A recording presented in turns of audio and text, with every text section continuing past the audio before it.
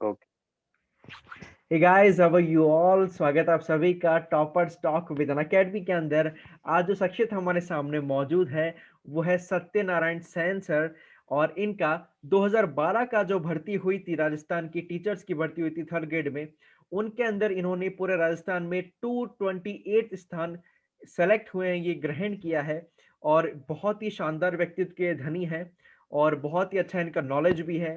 मिलेंगे इनसे और जानेंगे इनके पर्सनैलिटी के बारे में, घर में कौन-कौन लोग हैं, कैसा इनका संघर्ष रहा, कैसे इन्होंने पढ़ाई की और आपको भी कुछ मोटिवेशन देंगे कि आपको किस प्रकार से पढ़ाई करनी चाहिए, कौन-कौन सी बुक्स ऐसी हैं जो जो अगर आप फॉलो करते हैं तो आप सेलेक्ट हो सकते हैं। तो आइए मिलते हैं सत्यनारायण सर से।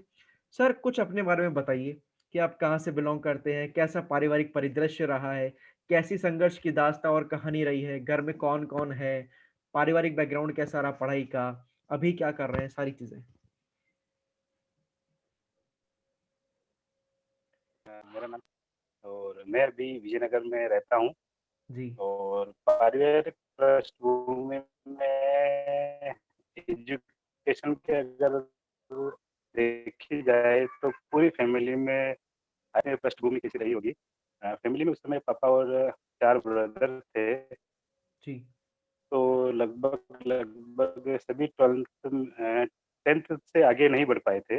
ओके, तो फैमिली का यही था कि एजुकेशन के बारे में हमें ज़्यादा नॉलेज नहीं है, बिल्कुल। पर आप क्या करना चाहते हैं, हम उसका सपोर्ट कर सकते हैं। जी, जी, जी। तो उस समय जैसा बन पड़ा, उसके बाद शेयर मार्केट मैंने जॉइन किया था 2002 में। जी, तो जी, जी, वो तो आप जानते हैं कितना बिज़ी काम है। बिल्कुल। फिर उसके बीच मुझे मौका मिला बीएड करने का, तो मैंने किया था चित्तौड़गढ़ से।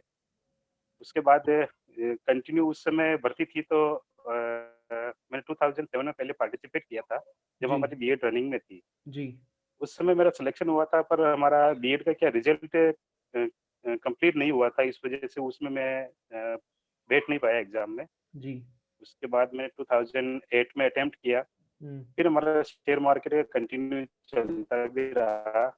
फिर हुँ, 2012 में जो भर्ती आई थी, हुँ, तो उस समय स्टडी थोड़ी कंटिन्यू ज़रूर रखी थी हमने, पर 2012 में मैंने लगभग 3 महीने कंटिन्यू स्टडी की। ओके। और स्टडी का शेड्यूल ऐसा था कि सुबह 8 बजे से रात को 8 बजे तक ऑफ़िस का वर्क रहता था। हुँ, फिर रात को 8 से 10 से थोड़ा फ्री होके 10 से रात को 4 बजे तक कंटिन्यू स्टडी करना।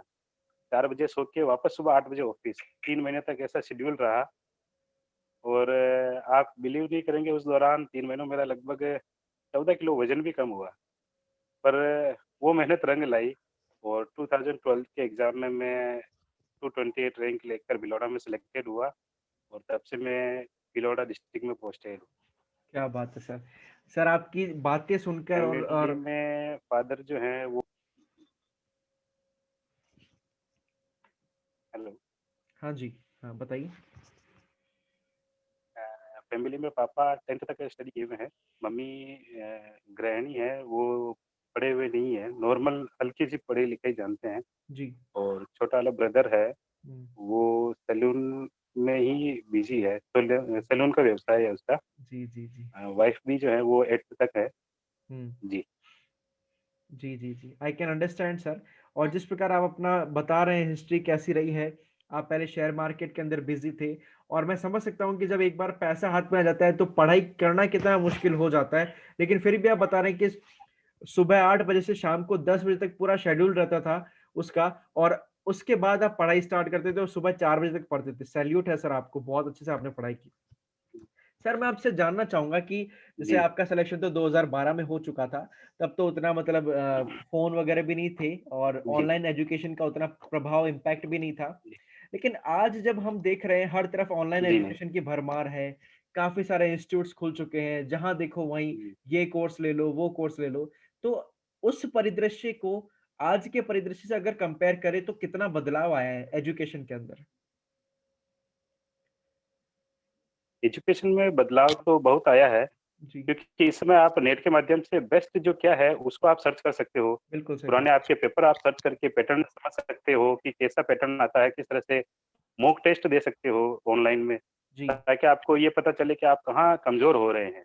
उस समय इतना था नहीं, हुँ। तो उस समय जो थी बुक्स वही अवेलेबल होती थी और उसमें भी लगभग 90% में तो आप देखिए ऐसा होता था कि जो बुक स्टोर वाले ने जो आपको बुक दे दी, बेस्ट मान के वही कि ये सही आपकी है, अच्छी है, वो बिल्कुल तो सही वो है। बुक बेचना होता था, हुँ। तो वो आप उसी को सही मानकर पढ़ने लग जाते थे, ये होता था। हुँ।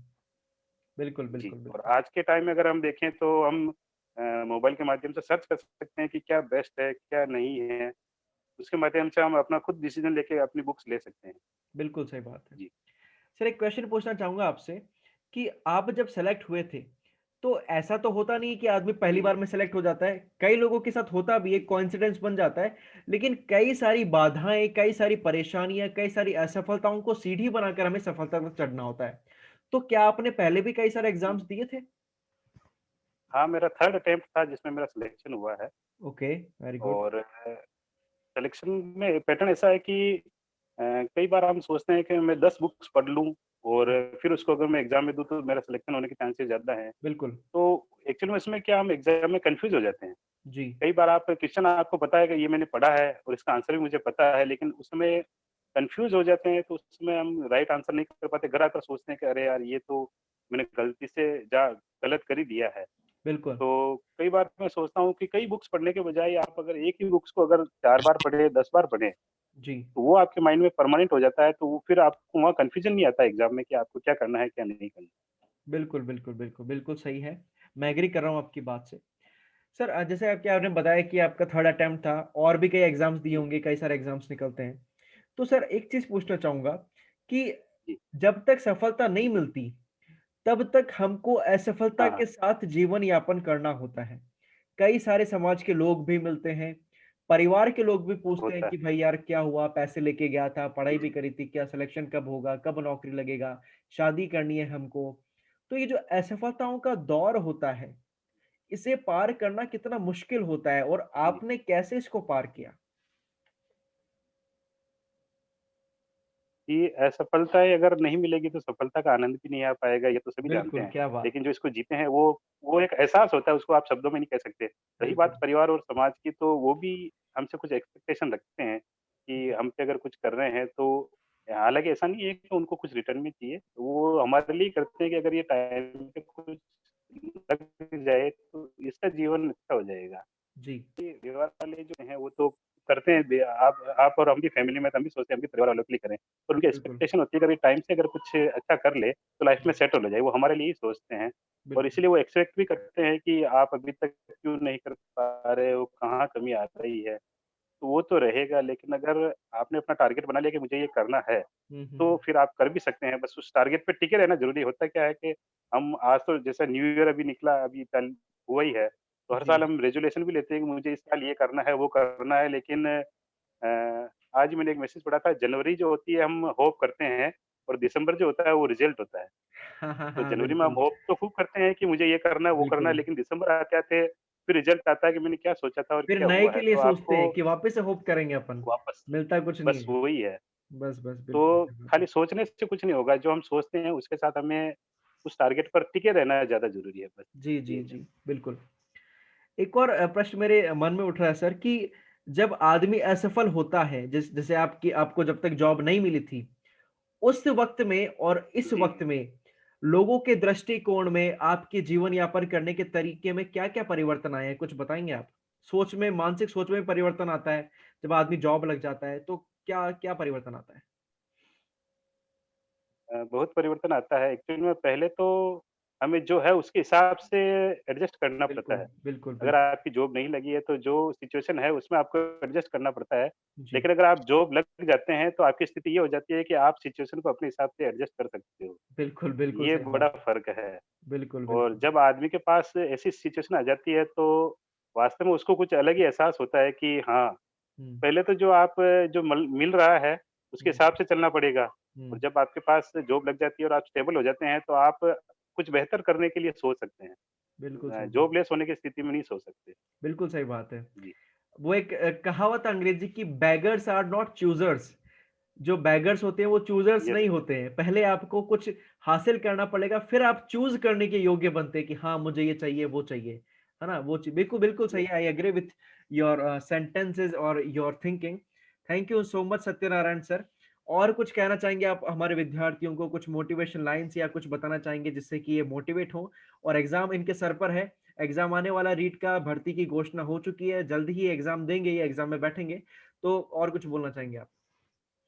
जी, ज़रूर कहना चाहूँगा कि भले हम जैसे सुन रहे हैं कि 31,000 की वैकेंसी आ रही है, बिल्कुल, पर आप ये सोचिए कि आपके लिए केवल एक ही पोस्ट की वैकेंसी है और आपको एक ही पोस्ट पे सेलेक्ट होना है। बिल्कुल आप सही बात है। 31,000 पे सेलेक्ट नहीं हो सकते, आपको अपनी एक सीट का टारगेट लेकर चलना है बिल्कुल। और स्टडी आपको कंटिन्यू रखनी है। ऐसा नहीं है कि कई बार ये मैंने प्रैक्टिकल देखा भी है कि जिस दिन फॉर्म भरा उस दिन से स्टडी चालू की। हुँ, हुँ, हुँ। ऐसा एक दिन में कुआँ नहीं खुदता है, वो तो शुरू-शुरू से आपकी मेहनत अगर कंटिन्यू रहेगी। बिल्कुल। कई बार सोचते हैं कि यार एंड टाइम पे अगर जो पढ़ा है मुझे याद रह जाता है, हुँ, वो अच्छी बात है, लेकिन दिमाग में जो स्थायी चीज़ है, हुँ। वो आपको कंटिन्यू स्टडी से ही होगी। सिचुएशन ऐसी होनी चाहिए कि रात को भी आपको उठाकर कभी पूछ ले कि बिल्कुल, इसका क्या है, तो आपके दिमाग में तुरंत जवाब आना चाहिए।